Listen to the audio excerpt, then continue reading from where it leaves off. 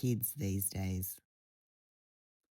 I just collected my son from his last day of year 12 and I'm in shock. It feels like I've stepped off the Chaos Express, the Advocacy Express, the Hypervigilant Parent Express. What an achievement.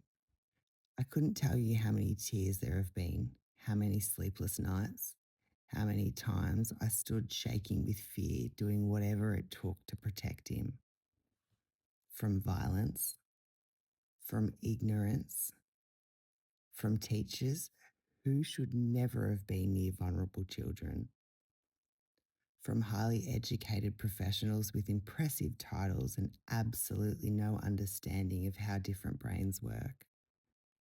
How many times I stood toe to toe with their version of who he was, and every fucking time he proved them wrong. And here we are, finished. If I'm honest, me at his age would probably scare him into hiding. His idea of rebellion is almost boring. At his age, I'd tried just about every street drug I could get my hands on. We raved in the bush with no supervision, got into cars with an ever-changing collection of questionable humans. I'm fairly confident we made a bong on the same school oval he sat on today.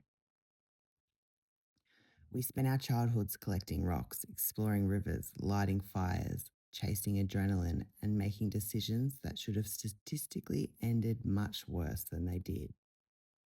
We intentionally tormented teachers. We lived for dopamine.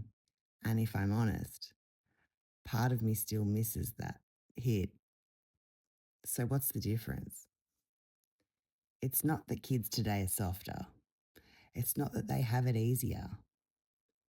It's that many of us grew up and became the adults we never had. The adults who learned from the damage. The adults who looked at what hurt us and decided it would stop here. The adults who became accountable for the impact they have on the next generation. My son didn't finish year 12 because life was easy. He finished because he worked his ass off. Because he kept getting back up. Because when people decided who he was, he quietly went and proved them wrong.